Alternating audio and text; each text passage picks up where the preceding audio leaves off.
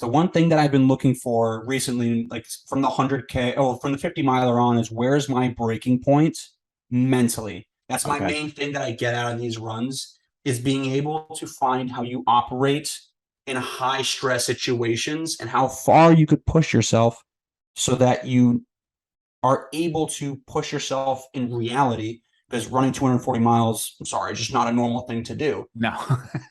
Everything becomes easier. Welcome to the Healthy Investor Podcast with Bob Mastroianni, where you and I will learn from successful real estate investors, entrepreneurs, and other highly driven individuals about their journey and the healthy habits and routines that play an integral part of their growth. All right, welcome back to the Healthy Investor Podcast. I am your host, Bob Mastroianni, and today I have with me Roberto Rob Sembiante. He is a commercial real estate specialist in Hamptons Road, Virginia, and soon to be a former Special Operations Navy diver. Rob joined the Navy in 2017, and after completing training was stationed in Virginia Beach, Virginia. On deployment in 2019, he discovered how real estate investing could change his life. 30 days after that deployment, he closed on his first rental property. Since then, he has pivoted into commercial real estate as an agent and an investor. Rob has lived a life defined by what he calls trial by fire mentality. Through this, he has operated in some of the harshest conditions on earth, completed 6 ultra marathons without training, and now building a commercial real estate team. Rob, how you doing today? I'm doing good. Crush the intro. I love it. Thanks. Well, with a name like Mastroianni, I have to get Sembiante correct, right?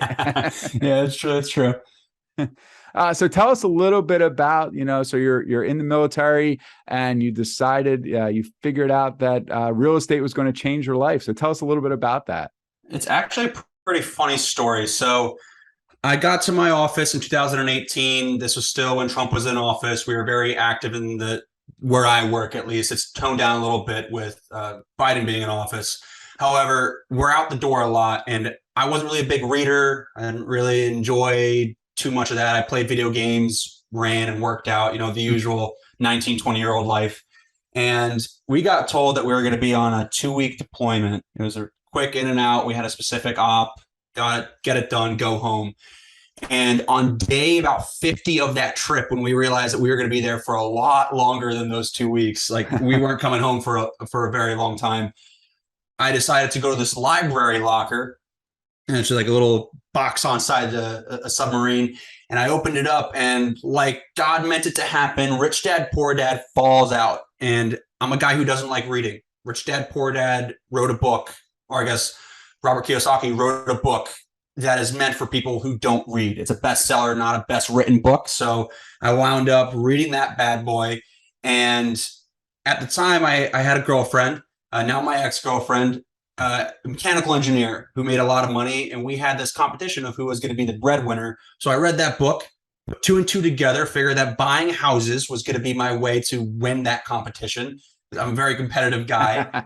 And I got off the boat in Hawaii in a hotel room, because that's where we got off at. Actually got off in Japan, then went back to Hawaii.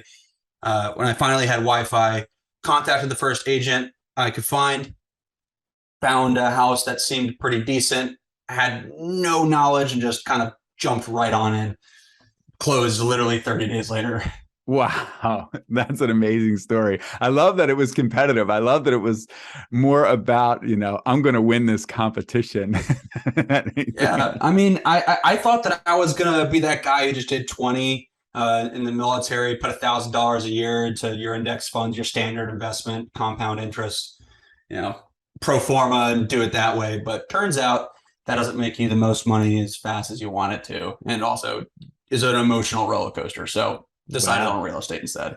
So where did you purchase the first house at? Was that in your area where you called home at the time?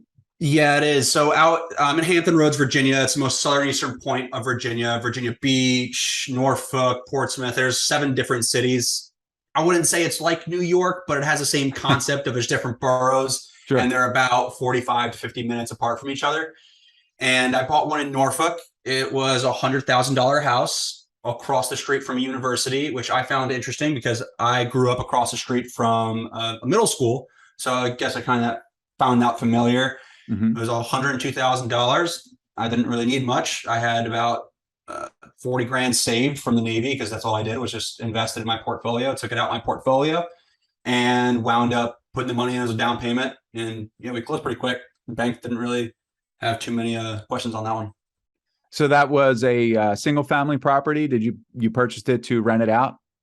Yeah, so a single family property, purchased it to rent it out, which was really interesting because at the time I had no home of record to say. I was living with a friend wound up the housing situation didn't work out too much. So I bought this investment property.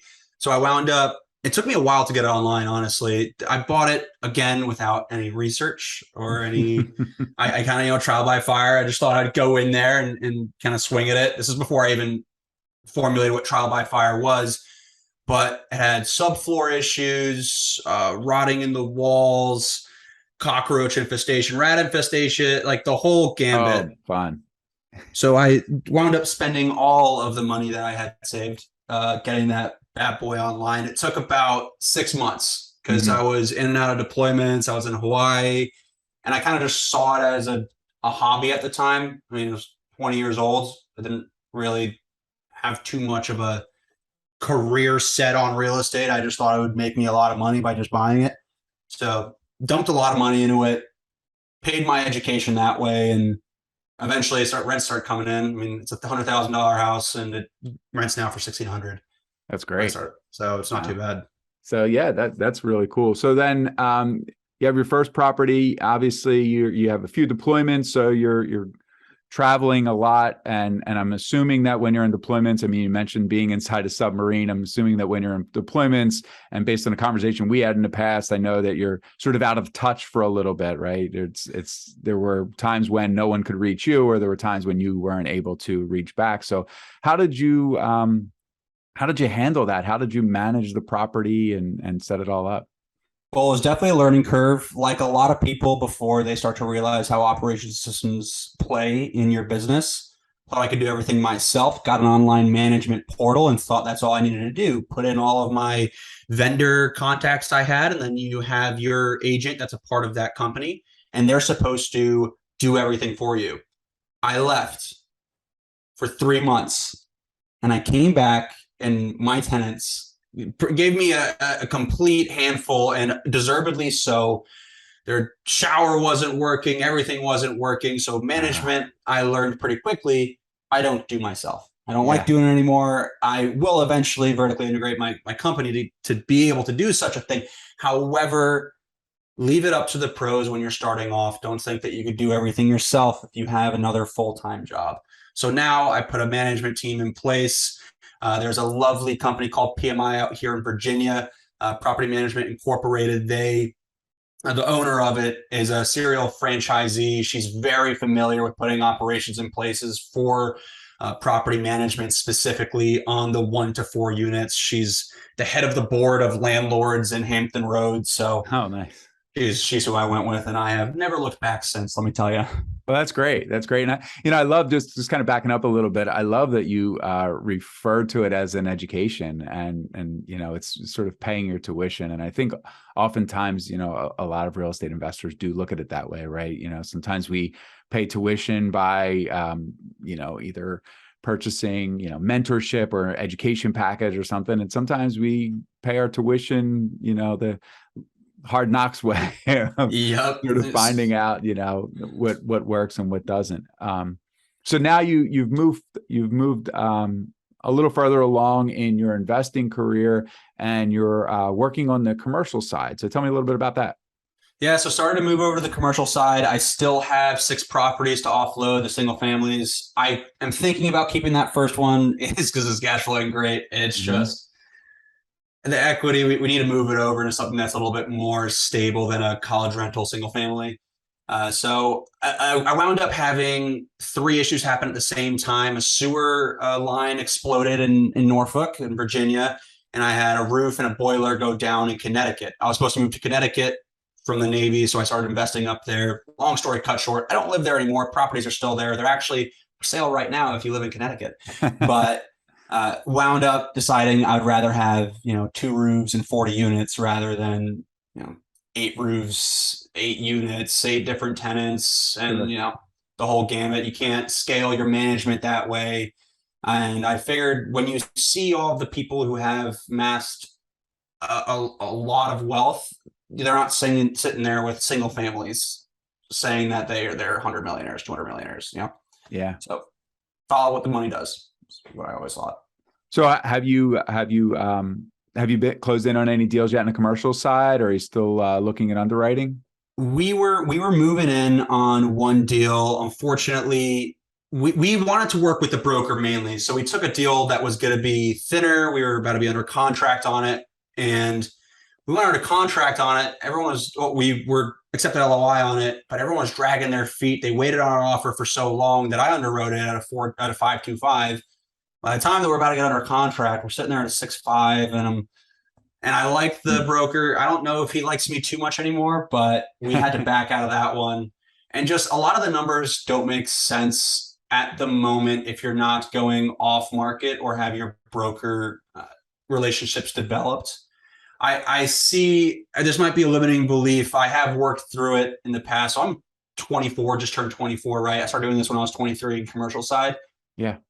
When you're putting in offers on a $5 million building at 23, usually you get a little bit of kickback. So a lot of the offers I was putting in, sometimes were taken seriously, sometimes weren't, or trying to give me the runaround. But a lot of the numbers just, if I can't beat an index fund over 20 years as that return, I don't see the reason why I should be jumping in on a deal when it's not something that it begs me to buy. If it's something that makes sense, I buy it. I'm not having the fear of missing out on different deals right now, especially in the market that we're in. Yeah. So what do you, what market are you looking in mostly? So on the investor side, I've been looking in the 3-hour range of here in Hampton Roads. So anywhere from $1 to $5 million properties. We do have a PM on our team, so we are able to do a lot of construction. We do have really great vendors that we have on payroll because she has her own fix and flip business, and now has been onboarding commercial contractors for that as well. So we have been able to put in a little bit more aggressive offers that cut into the overall return, but we just wanted to get that first deal landed. But nothing that we're seeing right now is making sense. I am, however, though, getting calls back and getting emails back from offers that I submitted before saying that we can go in at that price. And unfortunately, we underwrote at 5.25 and now we're at 7.25. So that's kind of what I was going to ask you, and that's why I asked the question of where are you looking? So what are you seeing? I mean, obviously this is, end of October, interest rates have been pretty high. I see a lot of people underwriting in the low to mid 7% interest rates.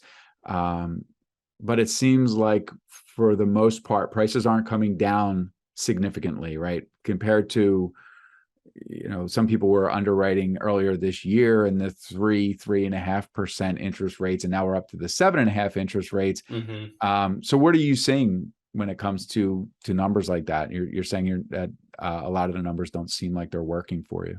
Well, so I have to disclose I'm also an agent. I work on a brokerage firm here in Virginia. So this is my opinion, not my firm's opinion, although a few of the folks I work with do agree. When you always got to think of it from both parties. Yes, you're the buyer and you want a great deal and you want to give your investors the best deal and you want to create generational wealth. Okay, we all understand that. However, from the seller's perspective, they are getting the highest rents that they've ever gotten, especially on multifamily, industrial lands now being able to, because the cost basis is going up so much higher for properties, even land's getting more expensive. So they're getting the highest rents and highest potential rents available.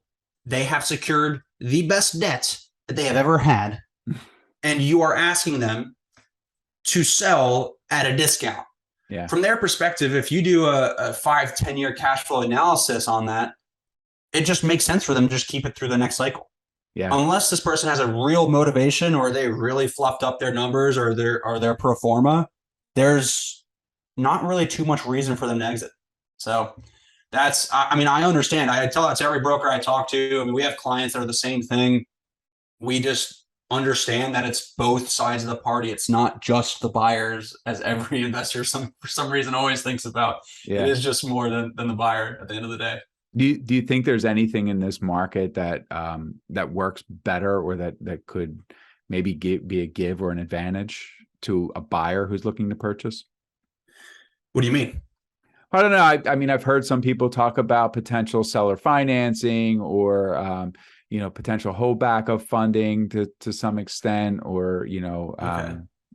I think I'm seeing a little bit more lease purchase options, some more creative finance options where the seller still has the opportunity to get closer to the amount of money they want to get, but then the buyer doesn't have to put out quite the same amount, and the numbers are working a little bit better. So I'm just wondering if you're starting to see that a little bit from what you're looking at. We are. So I also host an event out here in Hampton Roads. So I get to see a lot of people's different plans on how they do things. There are these really two good guys. One's Tech A, and I forgot the other guy's name. They're up in Maryland. Really good dudes. They've been doing seller financing at these great, they just want to make the number work for the sellers. So they'll do crazy amortization schedules. They'll do like 45-year. Oh, wow.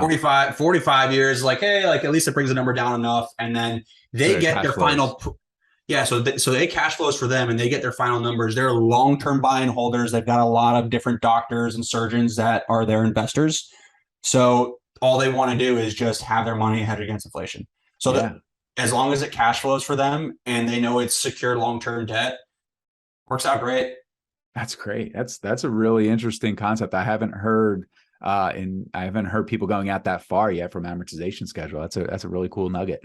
Personally, I mean, I don't know if I would do it, just because if you want to exit, you've kind of stripped yourself of that opportunity. Unless, of course, we see another market like we have for the past 11 years and numbers are going so crazy high, so you can exit out that astronomical price that the seller asked for. It kind of just depends on your plan. And if you have the ability as the buyer to value add, right? If you're able to create the type of value that's going to increase the property value, then at the end of the day, having that longer amortization schedule could help you out, because you're already increasing equity by some forced appreciation by adding value and creating additional value. 100%. Yeah. Cool. Wow. Well, that's pretty exciting stuff. I didn't know exactly which road we were going to go down there. So I want to take a little bit of a transition over to, this is the Healthy Investor Podcast. And one of the things that you and I have spoken about, and it's on even in your bio in the beginning here, I know you've done several ultra marathons, and I think if I'm correct, you just did a really, really big one. So want to talk about those a little bit. I know that obviously you have military background, so you have some military training. And was that really the beginning of your physical fitness and endurance training? Or so I got into endurance training specifically actually because of what happened in the Navy. So in the Navy, I went to this program called BUDS. If you know what that is, it's a very rigorous and unfortunately painful time. Wound up not making it through. I was 19 years old, young buck, tried to be a boat crew leader. Didn't work out for me. Okay. Wound up going through dive school, finished up all of that, and didn't really think too much about hard, long, difficult training. But eventually kept on nagging me like, hey, you need something that humbles you, that puts you back at the bottom of the totem pole, makes you feel rough, because that means that everything else in life becomes easier. That's the main thing that I've drawn from these runs. So I started getting that feeling after one of my trips. I got off of a sub. I actually got off the sub on the 22nd of June. I was 20 years old, and my birthday was on the 28th. And I found a 50K that was on the 29th. Oh, wow. So I wound up getting off that boat, no training. Like, I was in decent shape, but like no training. Did my 21st birthday. As we all know, 21st are always great. So did that and wound up showing up to this race and using it as I always do now, is that this is a time where you're able to push yourself and see what you can do. Which also, when you get other difficult situations in life, it becomes so much easier. Like cold calling 150 times a day for me is chump change. It's much easier. So a 50K, and for those who are sitting at home doing the math, that's a little over 31 miles. So you did 31 miles after being on a submarine where obviously you didn't have the ability to run laps, and you weren't even going for very long walks, I assume, on a submarine for that time period. No, I was just lifting mainly. So like I was strong. It's just that doesn't really help towards mile 27. Your body's pretty broken at that point. Yeah. Wow. So, and then what kind of time frame did they give you? I know there's cutoffs at different time frames based on distances. So, what kind of time frame max did they give you? So that time frame, I think that you had to finish in 9 hours or 11 hours. I'm not sure. I finished in 6 hours and 5 minutes. Great. So it wasn't too bad. I mean, I felt horrific. It was a night run too. So I started at 7 p.m. I had to drive home to get to work the next day. So probably not the best logistical planning. I was going to say, I can't imagine what getting out of the car feels like after that, because you do your run, you do everything, you cool down, and then you get in the car and it's like everything tightens up, I assume, right? And then you go to get out. Yeah. And what I've realized, so all of the ultras I've done, I've tried training for them and I wind up getting injured. So this is embarrassing to say, I've never trained for an ultra yet, like actually had a good training block. So yeah. So you can you talk a little bit about the 240 miler? Yeah, so Moab 240. Okay. Probably one of the harder races in the world that you really should train really hard for, right? One thing that I've learned this past year is balance with everything that you have going on. I'm currently transitioning out of the Navy, so I'm getting out. I leave my office officially in 2 weeks, and I get out the Navy in about 6 months and 2 weeks. Okay. So I am hyperdrive getting business set up, operations for our brokerage team, investments on my plate so that I can transition my income.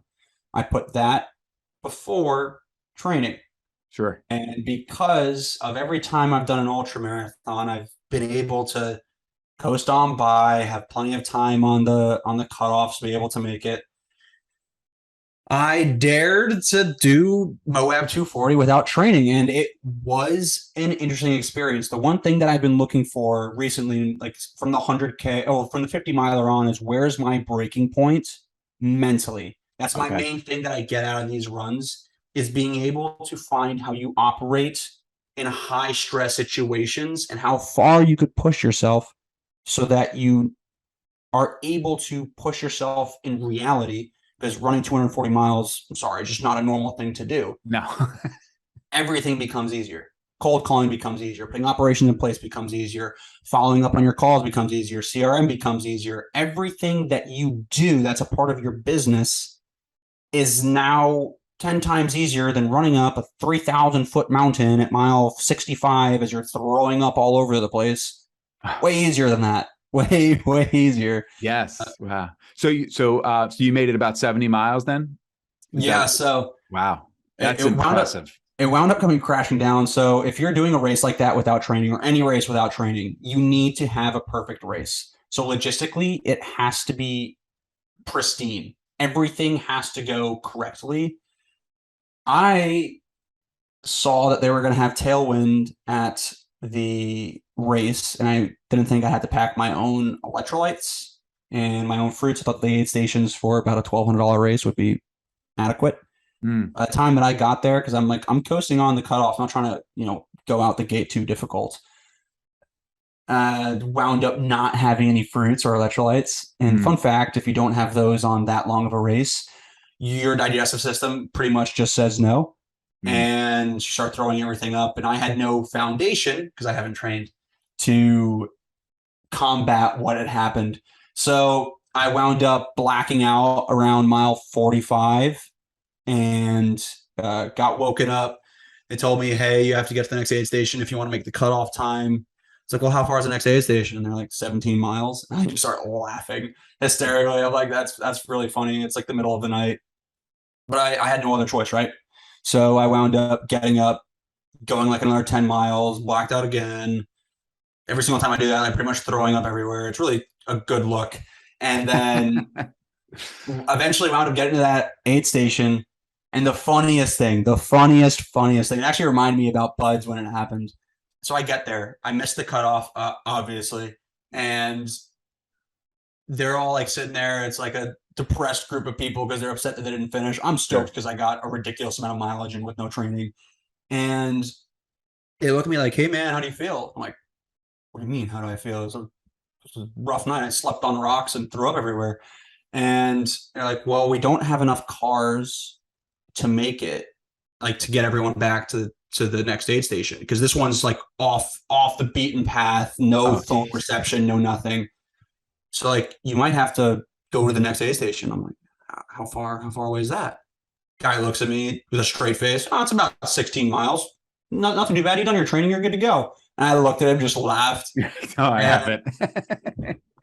So I like was trying to regroup, and I was actually about to go out, but some guy came in with like stage 2 kidney failure or something, throwing up this red sludge. And because of my medical background with what I work with in the Navy, I was able to use my past experience to get me a ride in a car as we drove that guy out.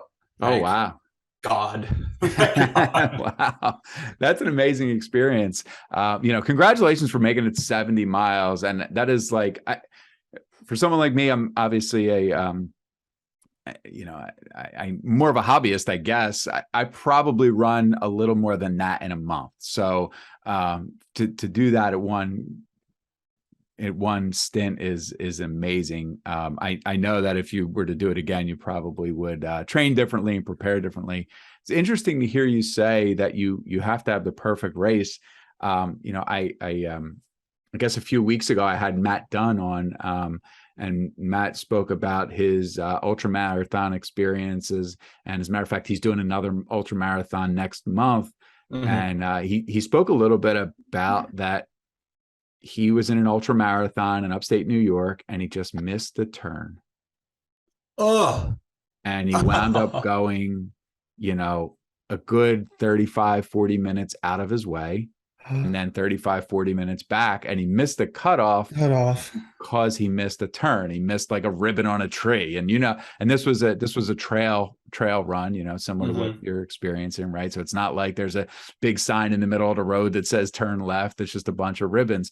And, and it's so interesting with ultra marathons. The more I'm learning about it is so true what you're saying. You really have to have the perfect day, the perfect, your mental and physical condition needs to be prepared. And then you also need a little bit of, the right luck on your side. And because weather can change. Like I said, a missed notification that you should turn, or missed nutrition. I have a friend who did a triathlon in Puerto Rico, and she spoke about how she hit a bump 3 miles into the bike and lost 2 of her 3 nutrition bottles, and wound up finishing like 5th, I think, but could have been on the podium. But nutrition, right? So that as much preparation as you do, that's so valuable and so important. But then you have to have a little bit of, as you said, the perfect race. I wanted to go into how you feel that all this training affects your business and affects your personal goals. And I think you sort of went right into it, which was really cool. That 150 calls a day, following up and just, I love that you said, everything else is easier when you do these really, really difficult things. And, it reminded me of a quote that I really love. And I'm going to paraphrase here, but essentially it's, don't pray for it don't wish for it to get easier, wish to get stronger, wish that you would get stronger. Right. I don't want it to be easier. I want me to be better. And I think that really falls in line with what you're saying there, right? Of the better I become, the harder the things that I do, the easier the other things are, right?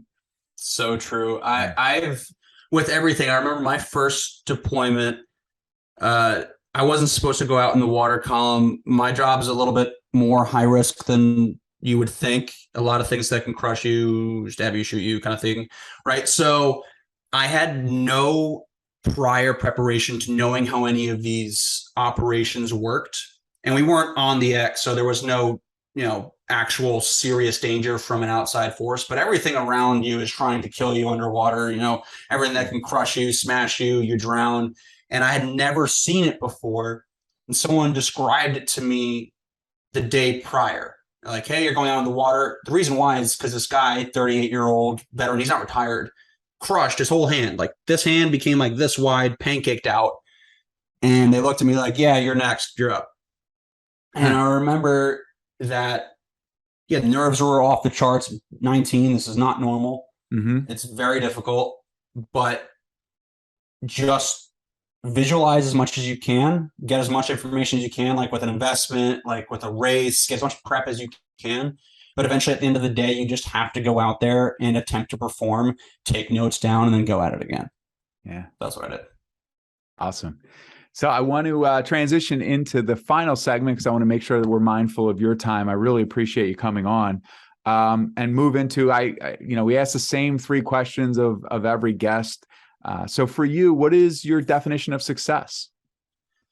My definition of success is being able to find what fulfills you and get it done.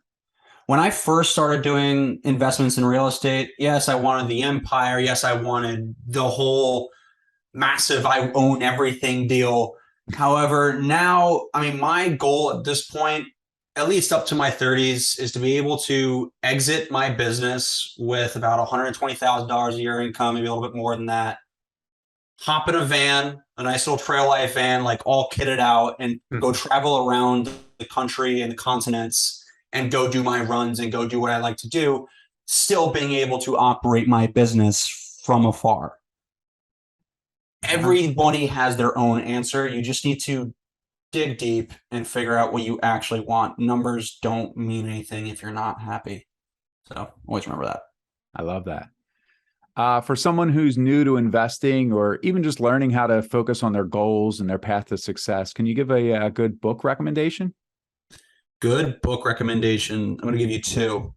1, 7 Habits of Highly Effective People. I cannot recommend that one more. That one will change the game. And then for folks who need to find how to be still in your operations and focused and get in your flow state and being able to actually operate on a high level, Stillness is the Key by Ryan Holiday is definitely something to get you to stop overthinking and start getting things done. I like that. I have not heard of that book, and I'm going to make sure I add it to my list because the attributes that you mentioned of the book are attributes that I think I could utilize.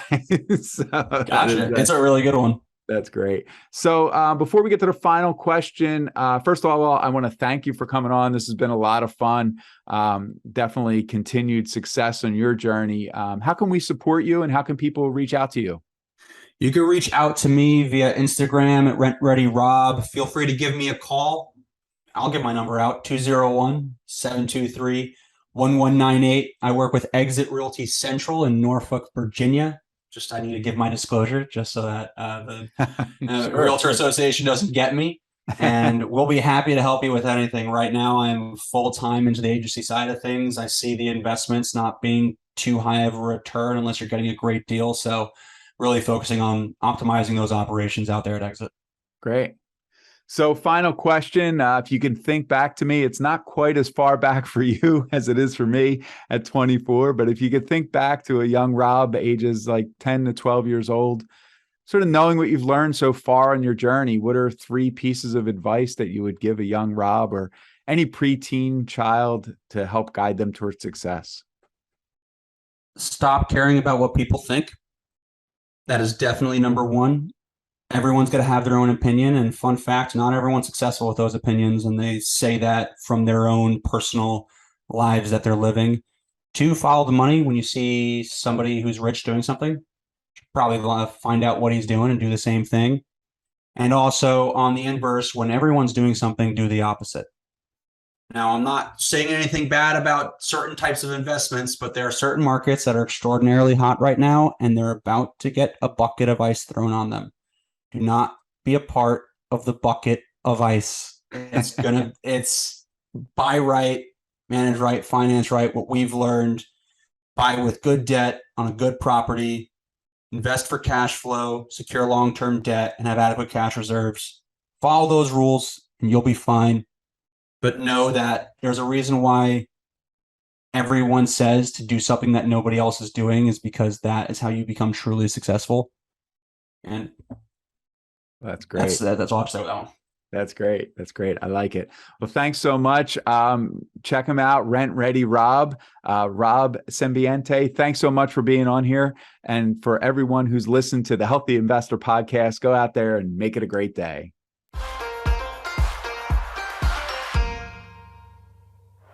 Thanks so much for joining me on the Healthy Investor Podcast.